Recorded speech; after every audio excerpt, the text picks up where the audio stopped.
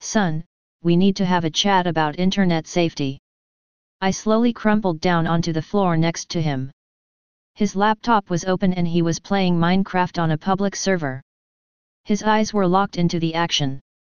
Comments scrolled down the side of the screen in a chat box. Son, can you stop your game for a minute? He exited the world, closed the laptop, and looked up at me. Dad, is this going to be another cheesy scary story? What? I faked hurt feelings for a second, and then grinned at him. I thought you liked my cautionary tales. He grew up listening to my stories about children who encountered witches, ghosts, werewolves, and trolls. Like many generations of parents, I used scary stories to reinforce morals and teach lessons about safety. Single dads like me should use all the parenting tools at their disposal. He scrunched his face a little.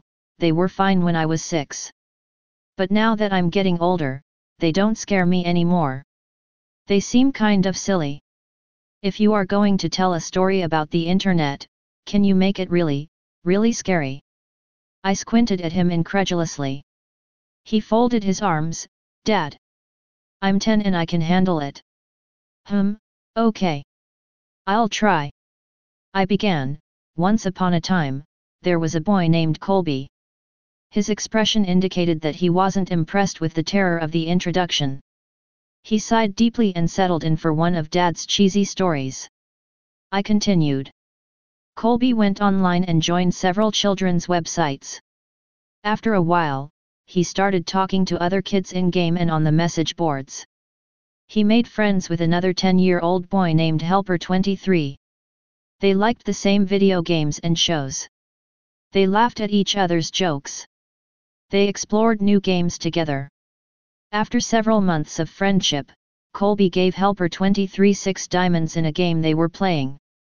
This was a very generous gift. Colby's birthday was coming up and Helper23 wanted to send him a cool present in real life. Colby figured it wouldn't hurt to give Helper23 his home address, as long as he promised not to tell it to any strangers or grown-ups. Helper23 swore he wouldn't tell anyone else, not even his own parents, and set about mailing the package. I paused the story and asked my son, "Do you think that was a good idea?" "No," he said, shaking his head vigorously. In spite of himself, he was getting into the story. Well, neither did Colby. Colby felt guilty about giving away his home address, and his guilt began to grow. And grow. By the time he put on his pajamas the next night, his guilt and fear were larger than anything else in his life. He resolved to admit the truth to his parents. The punishment would be steep, but it was worth it to have a clear conscience. He squirmed in his bed as he waited for his parents to tuck him in. My son knew the scary part was coming up. In spite of his tough talk, he leaned forward wide-eyed. I spoke quietly and deliberately. He heard all the noises of the house. The washing machine bounced around in the laundry room. Branches scraped against the brick outside his room. His baby brother cooed in the nursery. And there were some other noises he couldn't, quite, pinpoint. Finally, his dad's footsteps echoed down the hall. "Hey Dad!" he called out nervously. "I have something to tell you." His dad stuck his head in the doorway at a weird angle. In the darkness, his mouth didn't seem to move and the eyes were all wrong. "Yes, son," the voice was way off, too. "Are you okay, Dad?" the boy asked. Sung the father in his strangely affected voice. Colby pulled his covers up defensively. Is Mom around?" "Here I am." Mom's head popped into the doorway below Dad's. Her voice was an unnatural falsetto. "Were you about to tell us that you gave our home address to Helper23? You shouldn't have done that. We told you never to give out personal information on the internet." She continued, "He wasn't really a kid. He just pretended to be one. Do you know what he did? He came to our house, broke in, and murdered both of us. Just so he could spend some time with you. A fat man in a wet jacket emerged in the child's doorway holding the two severed heads. Colby shrieked and gasped as the man dropped the heads on the ground, unsheathed his knife, and moved into the room to work on the boy. My son screamed too. He twisted his hands defensively over his face. But we were just getting started with the story.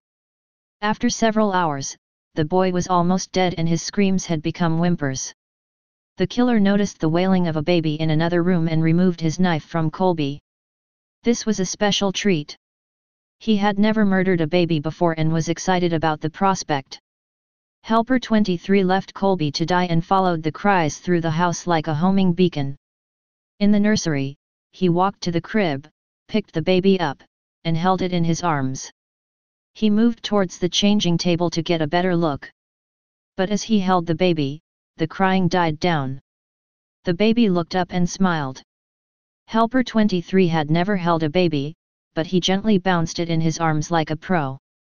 He wiped his bloody hands on the blanket so he could stroke the baby's cheek. Hey there, sweet little guy.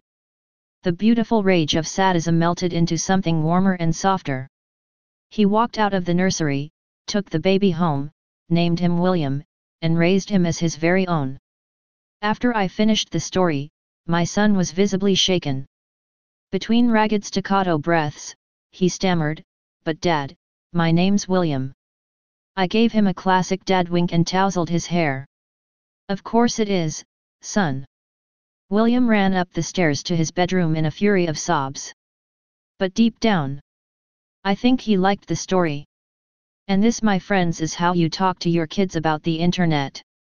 Stay paranoid, my friends.